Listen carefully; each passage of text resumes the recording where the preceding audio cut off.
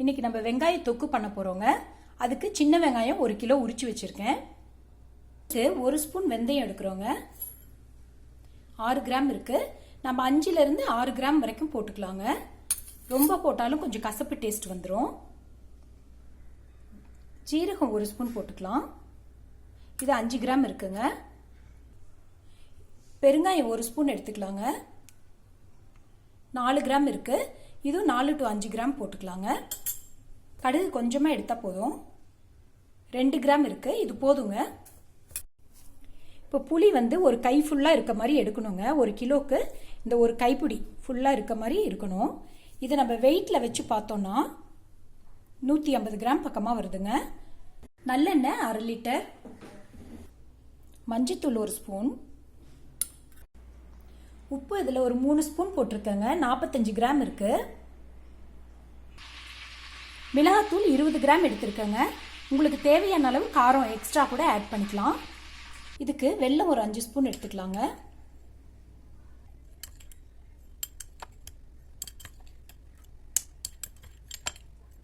அஞ்சு spoon already நான் எடுத்து வச்சிருந்தேன். இது ஒரு 40 கிராம் வருங்க. இப்போ ஆனியன் தொக்கு செய்யறதுக்கு தேவையான பொருள் எல்லாமே எடுத்து வச்சிட்டோம். இப்போ எப்படி செய்யறதுன்னு போய் வீடியோவில் போய் பார்க்கலாங்க. இப்போ சட்டி நல்லா காஞ்சிருச்சுங்க. இதில் 1/2 லிட்டர் எண்ணெயை ஊற்றுறேன். நான் நல்லெண்ணெய் எடுத்திருக்கேங்க. எண்ணெய் கொஞ்சம் சூடாகட்டுங்க. நம்ம உரிச்சு வச்சிருக்க ஆனியனை நல்லா வாஷ் பண்ணி வடித்து வச்சிருக்கேங்க. இதை இந்த ஆயிலில் போட்டுறேன். இப்போ அடுப்பு பெருசில் வச்சுட்டு நல்லா வதக்கணுங்க. இதை அப்பப்போ கொஞ்சம் கிளறி விடுங்க, இல்லைன்னா அடியில் கொஞ்சம் ப்ரௌனாக பிடிச்சிக்கும்.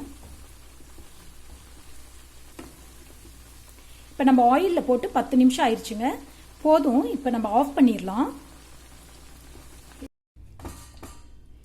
இப்போ ஆனியனை எண்ணெயை வடிச்சிட்டு வேற பிளேட்டுக்கு மாற்றி வச்சிடலாங்க.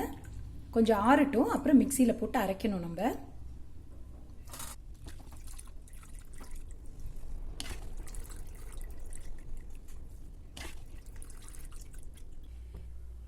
நம்ம எடுத்து வச்சிருக்கிற கடுகு, ஜீரகம், வெந்தயம் இது 3ஐயும் வறுத்து பொடி பண்ணிக்கலாங்க. கொஞ்சம் செவந்து வாசம் வர வரைக்கும் வறுத்துக்கோங்க.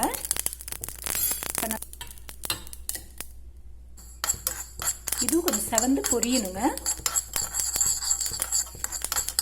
நல்ல ஸ்மெல் வருது. இப்போ எடுத்துடுறேன்.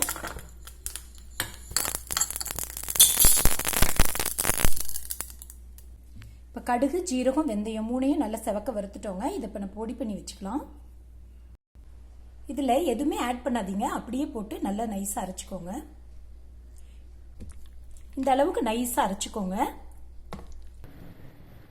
நம்ம ஆனியன் வதக்கி எடுத்த ஆயிலை மறுபடியும் சூடு பண்ணிடுங்க. ஆயில் சூடான உடனே அடுப்பை ஆஃப் பண்ணிட்டு மஞ்சத்தூள், எடுத்து வச்ச மிளகாத்தூள், மஞ்சத்தூள், மிளகாத்தூள் போட்ட உடனே கரைச்சி வச்சிருக்க புளியும் எண்ணெயில் ஊற்றிடுங்க. அடுப்பை ஆன் பண்ணிட்டு நம்ம கிரைண்ட் பண்ணி வச்ச வெங்காய பேஸ்ட்டையும் ஊற்றிக்கோங்க. இப்போ நம்ம 1 kg போட்டிருக்கனால இது செஞ்சு முடிக்கிறதுக்கு ஒரு 1/2 hour to 45 minutes ஆகுங்க. இது சுண்டுறதுக்கு நம்ம அரைச்சி வச்சிருக்க பொடியும் ஆட் பண்ணிடலாங்க.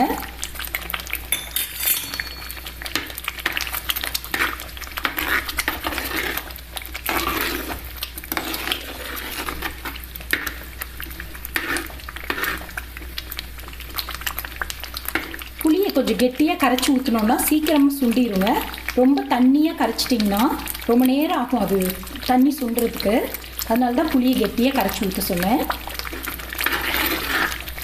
மேலே அடிக்காமல் பார்த்து கேர்ஃபுல்லாக கிளறி விடுங்க. அடி பிடிக்காமல் கொஞ்சம் கிட்ட இருந்து கிளறி விடுங்க. ரொம்ப எண்ணெய் மேலே அடிச்சதுன்னா கொஞ்சம் மூடி வச்சு அப்பப்போ திறந்து கிளறி விடுங்க. ஆனால் கொஞ்சம் ட்ரெஸ்லெல்லாம் கூட ஆயில் பட்டுரும். ஸோ கேர்ஃபுல்லாக பார்த்து கிளறி விட்டுட்டே இருங்க.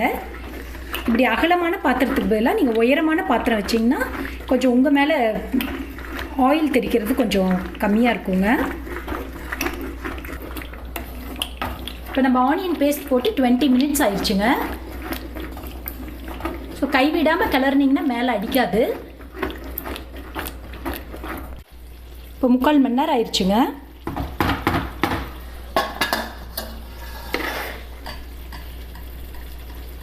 இந்த மாதிரி பிரிஞ்சு வரும்.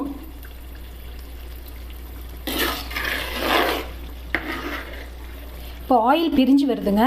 தொக்கும் இந்த மாதிரி ரெடி ஆயிடுச்சு. இப்போ நம்ம அடுப்பு ஆஃப் பண்ணிடலாங்க.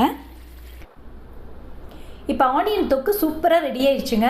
இது ரொம்ப டேஸ்டியாக இருக்கும். நீங்கள் கண்டிப்பாக செஞ்சு பாருங்கள்.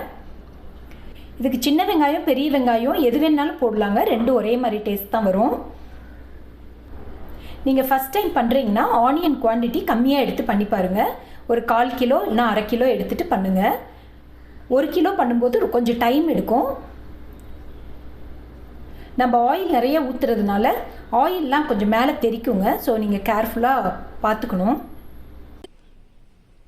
இந்த தொக்கு இட்லி, தோசை, சப்பாத்தி, பூரி, ரைஸ் எல்லாத்துக்குமே நல்லா இருக்குங்க. நீங்கள் கண்டிப்பாக அதை செஞ்சு பாருங்கள். செஞ்சு பார்த்துட்டு உங்கள் கமெண்ட்ஸ் எனக்கு அனுப்புங்க. லைக் பண்ணுங்கள், ஷேர் பண்ணுங்கள், சப்ஸ்கிரைப் பண்ணுங்கள்.